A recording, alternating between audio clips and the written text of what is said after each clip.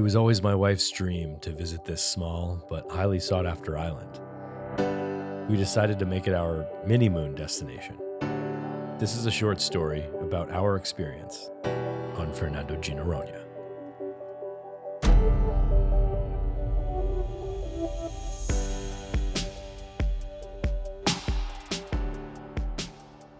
So we had our wonderful Brazilian wedding that left our hearts overflowing with joy and love.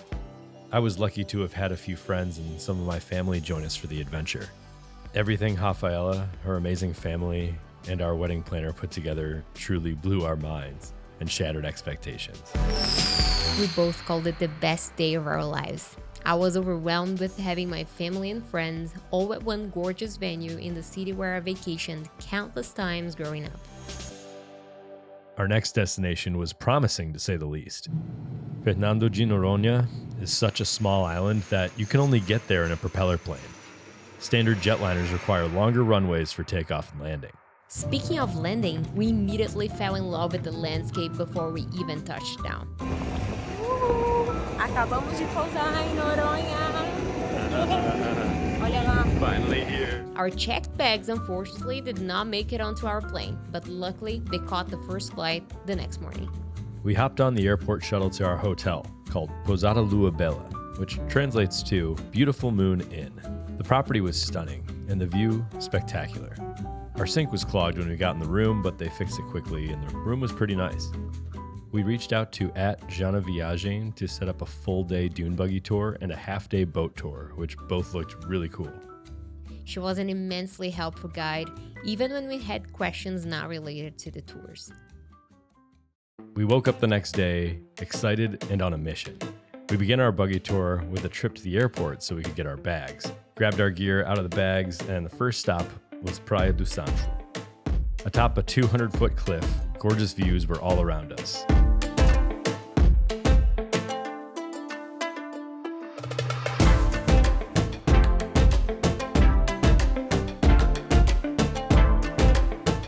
Which were a welcome distraction from the long line to get down to the beach. Yes, this ladder, and then this ladder, and then steep stairs were the only way down to and up from the beach. Luckily, this vast, pristine beach with crystal clear water for snorkeling was well worth it.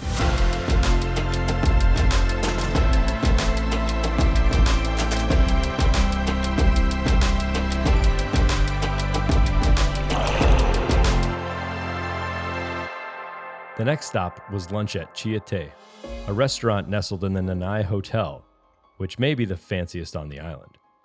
The atmosphere was soothing, tranquil, worthy of a surrealist painting.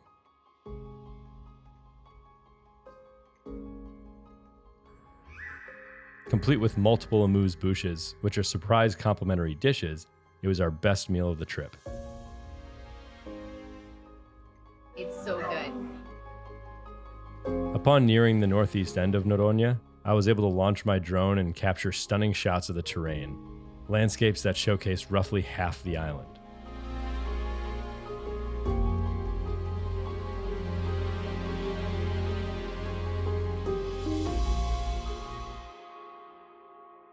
As golden hour approached, our guide took us to the best place imaginable to watch the sunset.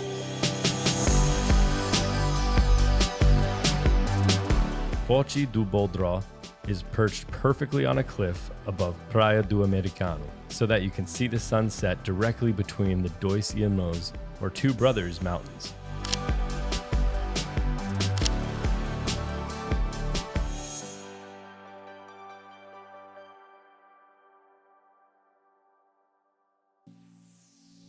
Following the sunset, we had dinner at Tejuaçu Eco Pousada, which looked like a beautiful place to stay.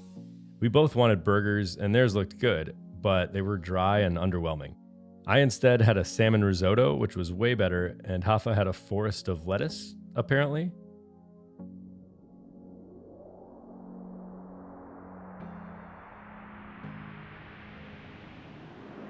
The third day was our boat tour. I had my camera and long-range lens ready to go, and I'm so glad I did.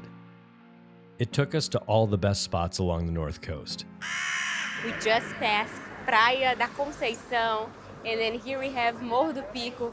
We are doing this amazing boat tour with Jana na Viagem, and we are approaching Morro dos Irmãos, my favorite spot in Noronha. Here we are at Dois Irmãos, those two mountains right there.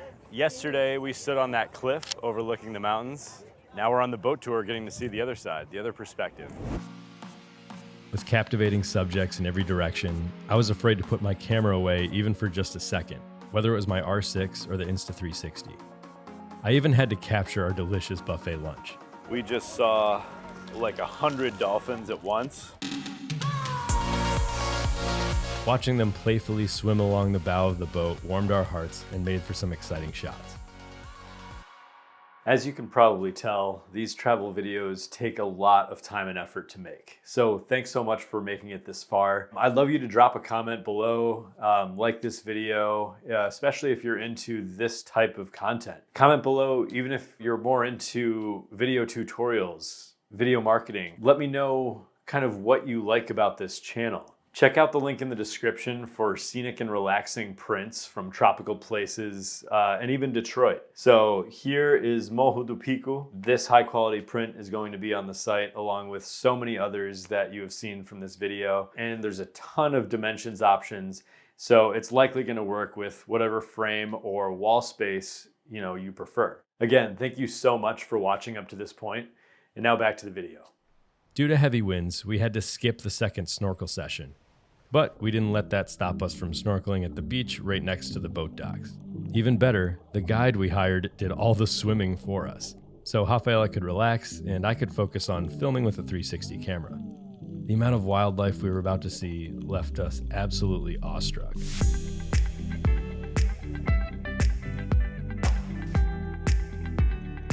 He even took the camera sometimes, dove down, and did some filming so we could be in the shots as well.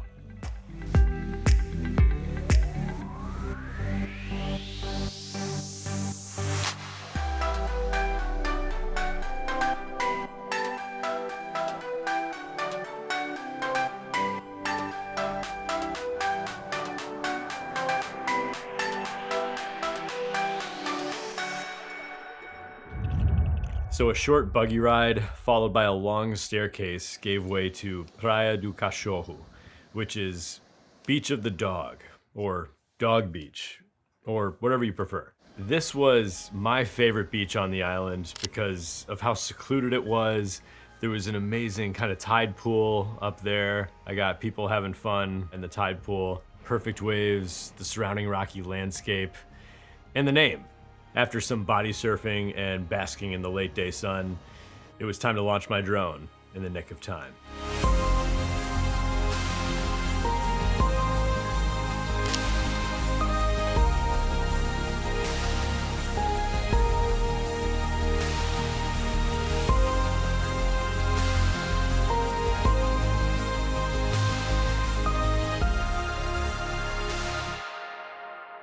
Rafaela's favorite beach, however. Well, my favorite beach in the whole island was Praia do Sancho.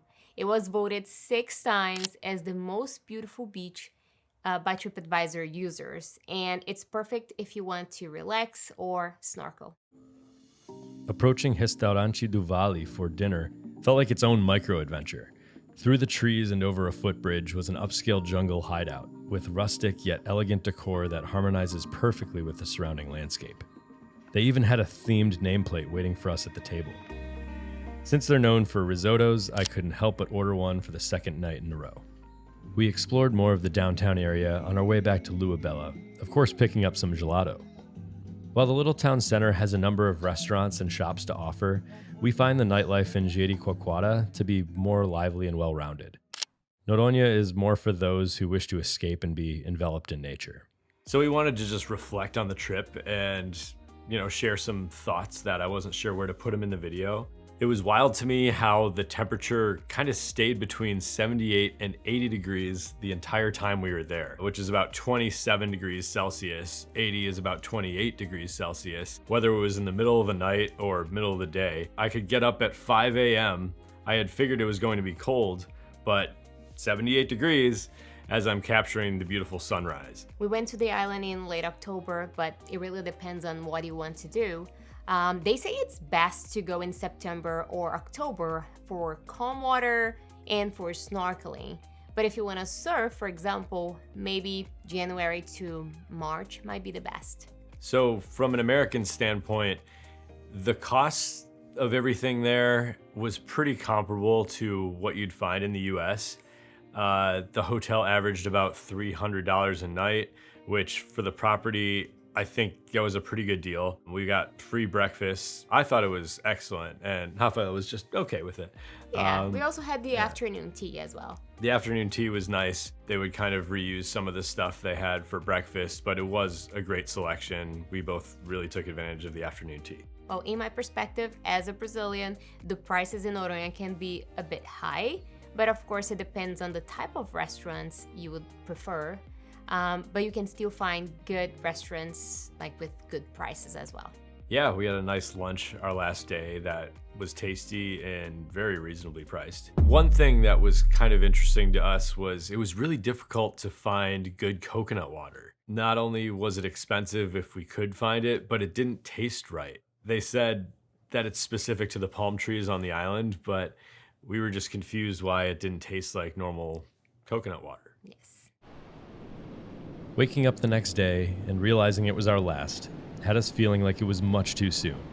After enjoying our last breakfast at Lua Bela, we made time to visit Praia da Conceição.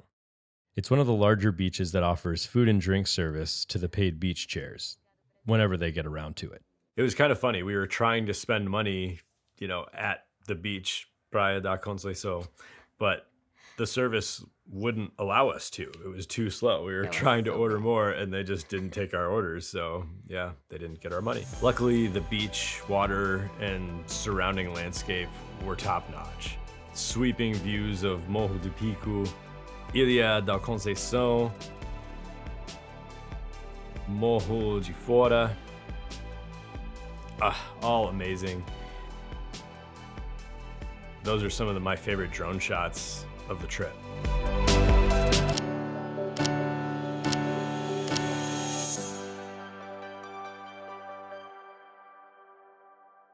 Noronha, in my opinion, as a Brazilian, is the most beautiful place in Brazil.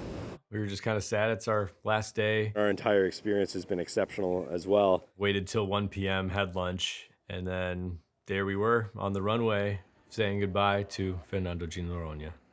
I'll miss that place so bad. So my goal for us is to visit a new place in Brazil every time I go there to visit my family.